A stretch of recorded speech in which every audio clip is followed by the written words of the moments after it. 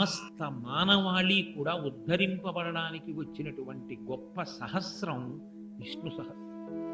ఇది వీళ్ళు చెయ్యొచ్చు వీళ్ళు చెయ్యకూడదు అని అధికార భేదమేం లేదు. విష్ణు సహస్రనామ స్తోత్రం చేసేవాళ్ళు ఉపదేశం పొందాలి అన్న నియమం. నేను ఇన్నాళ్ళు చేస్తాను విష్ణు సహస్రాన్ని ఏదో ఒక కామ్యం కోసమో అని నీళ్లు ముట్టుకుని సంకల్పం చేసి అంగన్యాస కరన్యాసాలు చేస్తే పూర్వోత్తర పీఠికలు చదవాలి. ఏదో నేను ఒక్కరోజు కూర్చుని సాయంకాలం ఖాళీగా ఉంది కాసేపు విష్ణు సహస్రం చదువుకుంటాను అని అనుకున్నాడు అనుకోండి, అప్పుడు అసలు అంగన్యాస కరన్యాసాలు కానీ పూర్వోత్తర పీఠికలు కూడా చదవాలి. ఆంధ్రదేశంలో విష్ణు సహస్రనామ స్తోత్రానికి అంత ప్రచారం తీసుకొచ్చిన మహాపురుషులు ఒక ఆయన ఉన్నారు.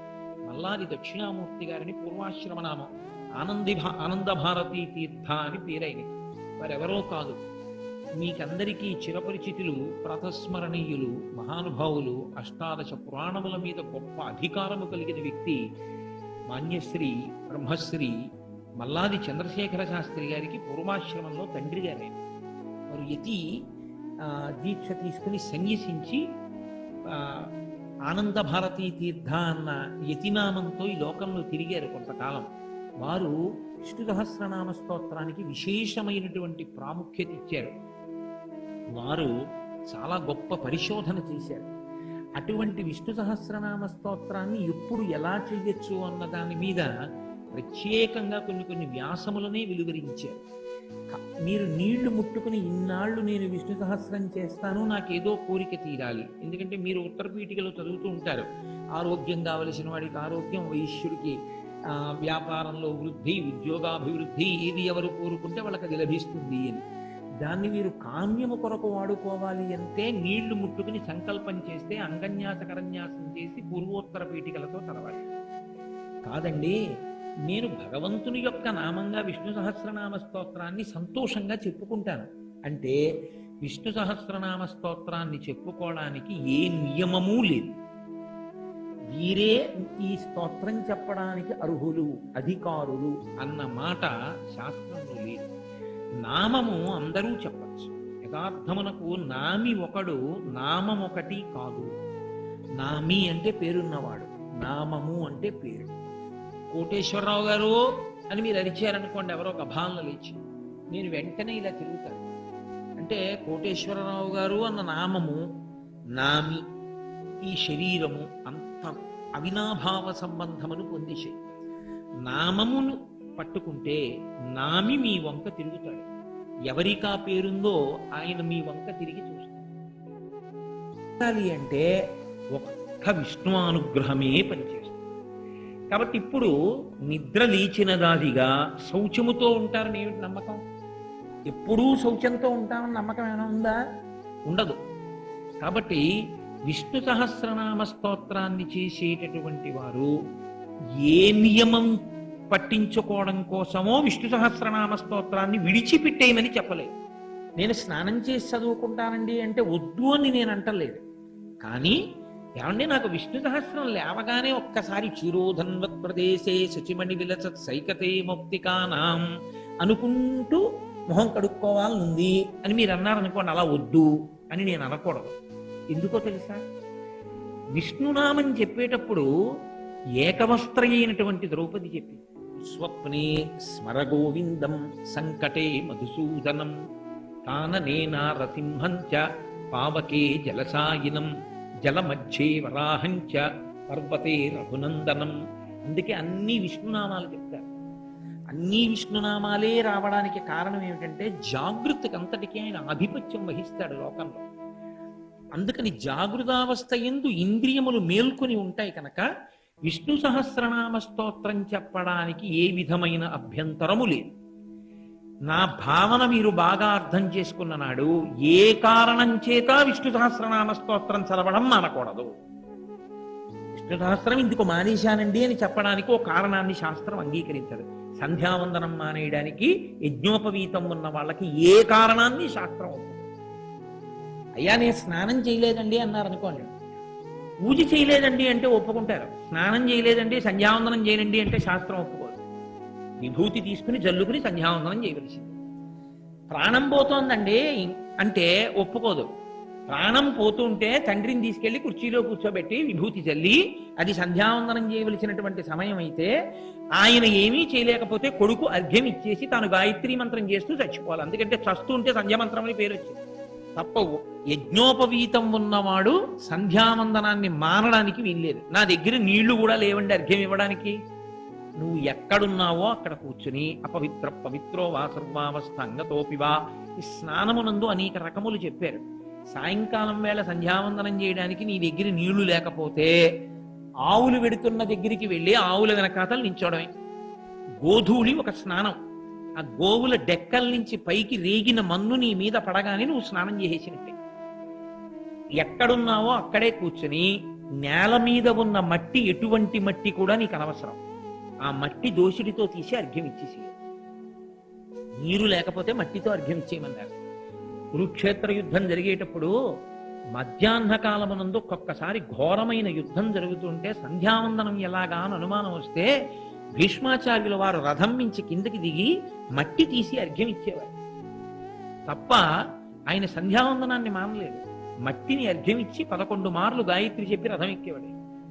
అందుకుని ఆయన ఆచార్య అయ్యారు. ఆచార్య అన్న మాటకు అర్థం ఏమిటో తెలుసా అండి? గురువు ఆచార్యుడు అని 2 మాటలు ఉంటాయి లోకంలో. గురువు ఆచార్యుడు కానక్కర్లేదు, కానీ ఆచార్యుడు గురువు అయి ఉంటాడు. ఏమిటి 2 మాటలకి భేదం అంటారేమో. గురువు అంటే అన్నీ తెలుసున్నవాడు. ఒక్కొక్కసారి గురువు బ్రహ్మజ్ఞానమును పొంది బ్రహ్మవిద్ బ్రహ్మైవ భవతి, తాను బ్రహ్మమైపోతాడు. తాను బ్రహ్మమైపోయిన తర్వాత ఇక కర్మాచరణకి కట్టుపడడం, అందరూ చేసేవన్నీ ఇక తాను చేయడు, తాను బ్రహ్మముగా నిలబడిపోతాడు సాక్షిగా. ఒక రమణ మహర్షి అటువంటి వాళ్ళు, వాళ్ళని గురువులు అంటారు. ఆచార్యుడు అన్న మాటకు అర్థం ఏమిటంటే తాను అన్నీ తెలుసుకుని కూడా తాను మాత్రం చెయ్యవలసిన దాన్ని చేస్తూనే ఉంటాడు, ఆచరణ చేస్తూ ఉంటాడు. బ్రహ్మజ్ఞానమును పొందినప్పటికీ చెయ్యవలసిన విహిత కర్మను చెయ్యకుండా ఉండడు. కృష్ణ భగవానుడు అలా చేసేవాడు. నేను సైతము లోక సంగ్రహణార్థంబు కర్మాచరణము చేయుపగిది అని చెప్పుకున్నాడు. లోకం కోసం చేశానయ్యా, లేకపోతే కృష్ణుడే చేయలేదు, మేము ఎందుకు చెయ్యాలంటారని నేను చేశాను అని చెప్పాడు. అలా ఎవరు చేస్తారో వారిని ఆచార్య అని పిలుస్తారు. అందుకే శంకరాచార్య, చంద్రశేఖర పరమాచార్య, ఆచార్య శబ్దంతో సంబోధన చేయడానికి కారణం అది. అంటే వారు బ్రహ్మమును తెలుసుకున్న స్థాయికి దిగిపోయినా ఆచరణ విడిచిపెట్టారు. దేని కొరకు అంటే తనని నమ్ముకున్న శిష్యులకి మార్గాన్ని చూపించాలి కాబట్టి తాను ఆచరించి చూపిస్తాడు. అది గురువుకి ఆచార్యుడికి ఉండేటటువంటి భేదం. గురువు పాటించాలని లేదు, పాటించాలి. కానీ ఆచరించే గురువు అయినప్పుడు ఆ గురువు గారిని ఆచార్యాన్ని సంబోధించడమే సరి అయినటువంటి సంబోధన, యథార్థం. భీష్ముడు ఆచార్యుడు. ఎందుకో తెలుసా అండి? భీష్ముడు వేదం అంతా చదువుకున్నాడు. చదువుకుని మహానుభావుడు ఏ రకంగా వేదం చెప్పిందో ఆ రకంగా మాత్రమే ప్రవర్తించేవాడు తప్ప ఆయన వేరొక రకంగా ప్రవర్తించేవాడు కాదు. మీరు చూడండి, అందుకే భీష్మాచార్యుల వారు తన తండ్రి శంతన మహారాజు గారికి తద్దినం పెడుతున్నాడు. తద్దినం పెడుతుంటే దక్షిణ దిక్కుకి చివర్లు ఉండేటట్టుగా దర్భలు వేసి పిండాన్ని పెడుతున్నాడు. శంతన మహారాజు గారు పొంగిపోయి, నా కొడుకు ఇంతటి గొప్పవాడు, ఇంత శాస్త్రం పాటిస్తాడని స్వయంగా తానొచ్చి చెయ్యి చాపాడు. కొడకా నా చేతిలో పెట్టరా పిండం అన్నాడు. అంటే భీష్ముడు అన్నాడు, తండ్రి మీరే వచ్చి అడిగినా ఒకసారి శరీరం విడిచిపెట్టేసినటువంటి పితృదేవతలకి చేతిలో పెట్టకూడదు, దర్భల మీదే పెట్టాలి.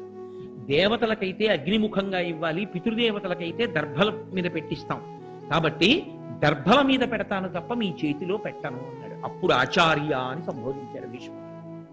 అంటే ఇన్ని తెలుసున్నా తండ్రే వచ్చి చెయ్యి చాపినా పిండాన్ని చేతిలో పెట్టకుండా దర్భల మీద పెట్టాడు. అంతిపర్వం అనుశాసనిక పర్వంలో మాట్లాడుతూ ఇక తాను ప్రాణములను శరీరము నుంచి ఉద్గమింప చెయ్యాలనుకున్నాడు, విడిచిపెట్టేద్దాం అనుకున్నాడు.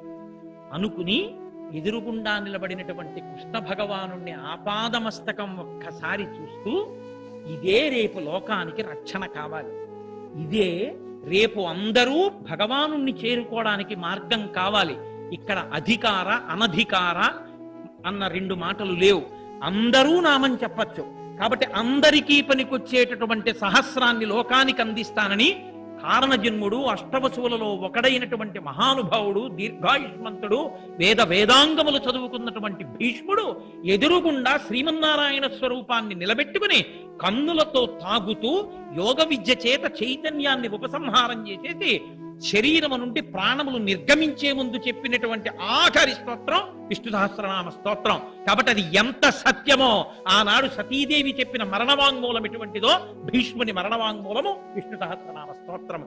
అందుకే ఈశ్వర శాసనం అయితే తప్ప ఆచార్య అనుశాసనము జరగనివ్వలేదు. అందుకని భీష్ముడు మొదట గీత అయితే తప్ప ఆయన చెప్పడం.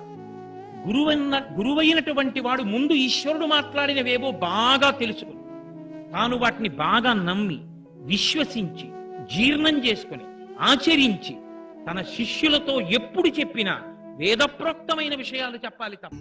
ఒక వ్యక్తి ఉండేవారు. ఆయన ఒకసారి నా దగ్గరికి వచ్చి, అంటే నా ఉద్దేశం ఇలాంటి బాధల్లో ఉన్న వాళ్ళందరినీ మా ఇంటికి వచ్చేసి నన్ను అడగమని కాదు. ఆయన ఒకసారి మా ఇంటికి వచ్చి ఒక్కసారి మీకు నమస్కారం చేసి వెళ్ళిపోతానని చాలా వ్యగ్రతతో అన్నాడు. అంటే నేను ఆఫీస్కి వెళ్ళిపోతున్నానండి, టైం అయిపోతుంది, ఇప్పుడు నమస్కారం పెట్టి మాట్లాడడం ఎందుకు? అక్కర్లేదు, నేనేం మాట్లాడను, ఒకసారి నమస్కారం చేసి వెళ్ళిపోతాను. సరే చెయ్యండి, కానీ అది మీరు నమస్కారం చేస్తానన్నట్టు లేదు, ఒక్కసారి మిమ్మల్ని కొడతానన్నట్టు. ఎందుకంత భావన వ్యగ్రత అన్నాను. అంటే ఇవాళే నా జీవితానికి చిట్ట చివరి రోజు, నేను ఆత్మహత్య చేసుకోబోతున్నాను. నా మనస్సులో ఎప్పుడైనా శాంతి కలిగితే మీ ఉపన్యాసాల్లోనే కలిగేది. అందుకని మీకు ఒక్కసారి నమస్కారం చేసి ఆత్మహత్య చేసుకుందామని వచ్చాను. మీకు ఒక్కరికే చెప్తున్నాను, మీరు ఎవరికీ చెప్పకండి, సాయంకాలానికి నేను ఉన్నాను. నేను అడిగిపోయింది, ఇది నాకు చెప్పాడు బాబని. అది నేను తర్వాత ఎడతాను ఆఫీస్కి, అవసరమైతే హాఫ్ డే సీఎల్ ఎడతాను, కూర్చోండి కూర్చోబెట్టాను. అంటే బాబా ఇలా మా ఇంటికి వచ్చేయమని ఆలోచమండి. కాబట్టి కూర్చుంటే ఏమి మీకు ఎందుకు కలిగింది బాధ? ఆయన ఏదో పాపం చాలా చెప్పుకొచ్చాడు ఏడుస్తూ. నేనన్నా సరే ఒక పని చేయండి, ఆఖరి ప్రయత్నం వచ్చి మీరు దీక్షగా 42 రోజులు శివాలయానికి ఎవ్వరికీ చెప్పద్దు. ప్రదోష వేళలో వెళ్ళి శివ ప్రదక్షిణం చేసి మీరు ఏమీ చెప్పకండి. మీరు చెప్పగలిగినంతసేపు శివాలయం అరుగు మీద కూర్చుని శివ శివ శివ శివ శివ శివ ఇదొకటి. ఒక 42 రోజులు ఈ దరిద్రాన్ని, మీ కష్టాల్ని అనుభవించి చూడండి అన్నారు. మీరు నమ్ముతారా? ఆ వ్యక్తి నా దగ్గరికి వచ్చి నా జీవితంలో ఆశించని రీతిలో నా జీవితానికి ఒక కొత్త మలుపు తిరిగిందండి, నేను వరంగల్ వెళ్ళిపోతున్నాను, నేను సెటిల్ అయిపోతున్నానని చెప్పాను. ఆ వ్యక్తే నాకు ఈ మధ్యనే మళ్ళీ ఫోన్ చేసి, కోటేశ్వరారు ఇప్పుడు నేను ఎంత ఆనందంగా ఉన్నాను అనండి, ఒక్కసారి మీరు ఏమైనా వరంగల్ వస్తారేమిటండి ఉపన్యాసాలకి, మీ దర్శనానికి వద్దాం అనుకుంటున్నాను, నేను కూడా కాకినాడ అన్నాడు. అయ్యా మీరు ఎప్పుడైనా కాకినాడ ఇప్పుడు అక్కర్లేదు, ఇప్పుడు తర్వాత వద్దరు, కానీ నేను వరంగల్ ఇప్పుడు మాత్రం రావట్లేదు, నేను వరంగల్ వస్తే చెప్తాను, అప్పుడు మీరు నా దగ్గరికి వద్దురు కానీ తప్పకుండా దర్శనానికి అన్నాడు. కళ్యాణి అందులో అంటారే, ఏతి జీవంతిమానందో నరం వర్ష శతాదపి అంటుంది సుందరకాండ. 100 ఏళ్ళు బతికిన వాడు శుభాన్ని చూస్తాడు. అందుకే తొందరపడి ఏదో సమస్య ఉందని ఆత్మహత్యలు చేసేసుకుంటాం, ఇలాంటి మాటలు అనకూడదు. కాబట్టి చూడండి, శివుడు ఉద్ధరించగలడు అనడానికి ప్రత్యక్ష ప్రమాణం మనకే ఉంది కదా. శివం అంటే మంగళం, శోభనం, శ్రేయస్సు, కళ్యాణం. ఏ శుభము నీకు కావాలన్నా శివానుగ్రహముగానే వస్తుంది. శివానుగ్రహము కలిగితే నీ ఇంట సర్వమంగళములు జరుగుతాయి. అందుకే శంకర భగవత్పాదాచార్య స్వామి శివానంద లహరిలో ఒక మాట అంటారు, అసలు శివ నిన్ను చూసి ఏదేదో అనుకుంటుంటారు, అసలు నీ స్వరూపం ఒక్కసారి ఆలోచించు. శంకర, నాకు శుభం ఈయన అడగడానికి నీకు నేనేమి ఇచ్చివను? కరస్తే హేమాద్రౌ, ఒక చేతిలో నువ్వు మేరు పర్వతం బంగారు కొండ పట్టుకున్నావు, బంగారు కొండే నీకుంది, ఇంకేమివ్వను? గిరిశ నికటస్తే ధనపతౌ, గిరిశ ఓ శంకర, నీ పక్కన నవనిధులకు అధిపతి అయిన కుబేరుడు ఇలా నిలబడ్డాడు, నువ్వు ఎప్పుడు కుబేరా కొంచెం 2 రూపాయలున్నాయేంటి అనలేదు. ఆయనే ఎప్పుడు ఏమైనా అడుగుతావేమోనని ఇలా నిలబడ్డా, ఆయన కోరిక తీరలేదు. గిరిశ నికటస్తే ధనపతౌ, కుబేరుడు నీ పక్కన ఉన్నాడు. గృహస్థే స్వర్భూజామరసురభి చింతామణిగణే, నీ ఇంట కల్పవృక్షాలు, కామధేనువులు, చింతామణులు రాసులు పోసి ఉన్నాయి. ఎన్ని కామధేనువులు, ఎన్ని కల్పవృక్షాలో, చింతామణులతో గోడలు కట్టారు నీ ఇంట్లో. పోన్లేవయ్యా ఇవన్నీ ఉన్నాయి, కానీ నీకేదో మోక్షం ఇస్తాను, నీకేమైనా అనారోగ్యం వస్తే తగ్గిస్తానడానికి నీ యొక్క శిరస్సు మీద సీతాంశు చంద్రబింబం ఉంది, చంద్రరేఖ ఉంది, కాబట్టి మోక్షం ఇచ్చే అధికారం నీకుంది. ఇంక నీకు నేనేమివ్వను? నాది నాది అన్నది ఒక్కటి ఉంది నా దగ్గర, నీది కాదని నా దగ్గర ఉన్నది అన్నది ఏమిటో తెలుసా?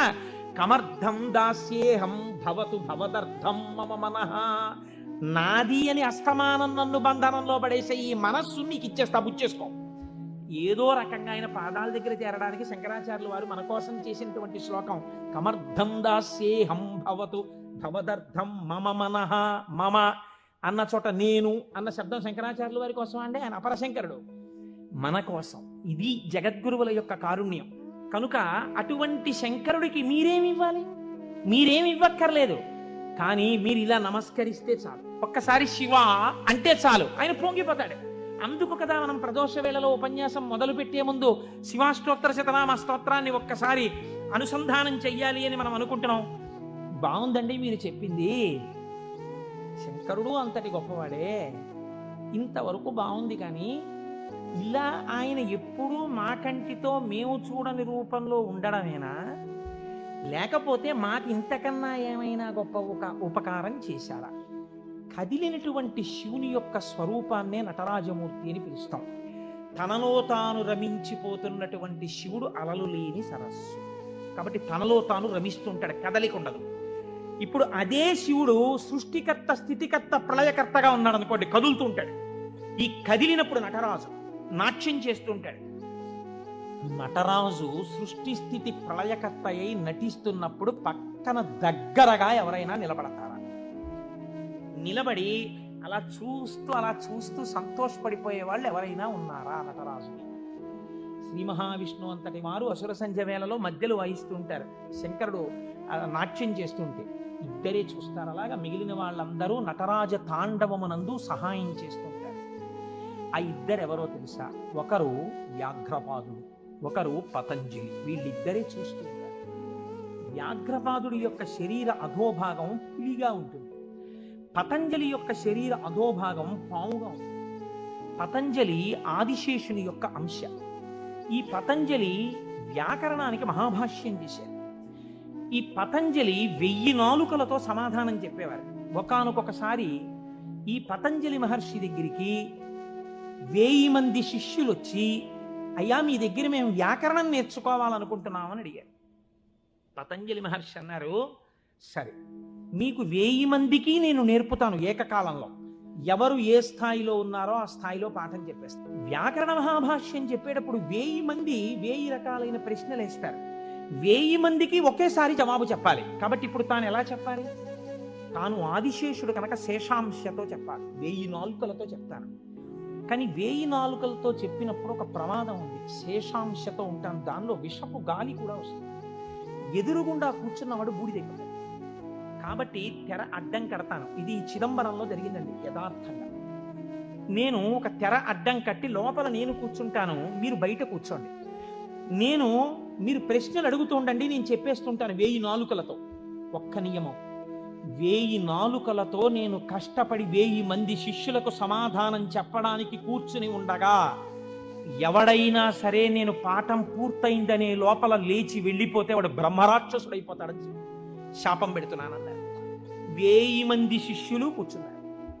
కొంతమందికి అసలు ప్రారంభంలోనే అనుమానాలు ఉంటాయి, అలాంటి వాళ్ళు కూడా ఉంటారు. ఇప్పుడు ఇది మోక్షద్వారం, ఇందులో దూరితే మోక్షం వస్తుంది అన్నాం అనుకోండి, ఇది ఎవరు పెట్టారండి అంటే వెంటనే వాళ్ళు వచ్చారు.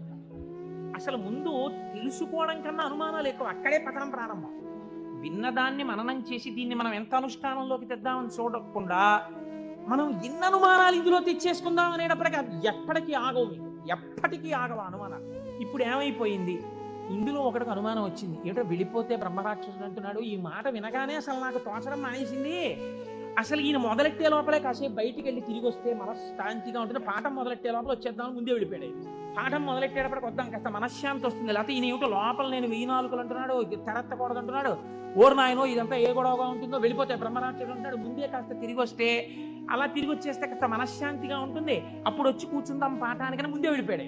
అంటే ఎలా ఉంటారో చూడండి లోకం. ఇప్పుడు పతంజలి వ్యాఖ్యానం మొదలుపెట్టారు, 1000 నాలుకలతో చెప్పేస్తున్నారు ఆయన పాఠం. ఒక ఆయనకి అనుమానం వచ్చింది, ఏమిట్రా 1000 మంది అడుగుతున్నాం, 1000 మందికి చెప్పేస్తున్నాడు సమాధానాలు, ఎలా చెప్తున్నాడు రా ఈయన? తెర అడ్డం కట్టాడు, నేను చెప్తాను లేండి అన్నాడు. నిజంగా అసలు ఎలా చెప్పగలుగుతున్నాడో ఒక్కసారి చూద్దామని. చూడండి, సేవ చేస్తున్నారు పరమాత్మకి అని తెరడ్డం పెడితే ముందు వరుసలో కూర్చున్నవాడు తెరెత్తి చూస్తుంటాడు, ఎంత తప్పది అంటే అది కూడా భక్తి. కాబట్టి అలా ఆ పతంజలి అటు కూర్చునుండగా ఒక శిష్యుడు ఏం చేశాడంటే మెల్లిగా తెరెత్తాడు. తెరెత్తి చూశాడు. చూసేటప్పటికి విషపు గాలి వాడు ఒక్కడి మీదకే వెడుతుందా? ఈ 999 మంది బూడిదే. అట్నుంచి ప్రశ్న ఆగిపోగానే పతంజలికి అనుమానం వచ్చింది. ఏదో జరిగిందని ఆయన పాఠం ఆపి లేపి తెర తీసి చూశాడు. బూడిద రాసులు. అరేరే, చచ్చిపోయారా 1000 మంది అనుకున్నారు. ఇంతలో పాఠం వినడానికి కొంచెం మనశ్శాంతితో వద్దామన్నవాడు వచ్చాడు. నువ్వు ఎక్కడికి వెళ్ళావురా అని అడిగాడు ఆయన. అది నేను చెప్తాను కానీ వీళ్ళు ఏంటంటే 999 బూడిద కుప్పలు ఏమిటండి అన్నాడు. వాడు బుర్ర మరీ పాడైపోయాడు. ఆయన అన్నారు, కంగారు పడకు, నేను ముందే చెప్పాను కదా తెరద్దని. ఎవడో ఎత్తాడు, బూడిదైపోయారు. ఎవడి నామస్మరణ వలన కేవలము శుభమే జరుగుతుందో వాడిని శివ అని పిలిచారు.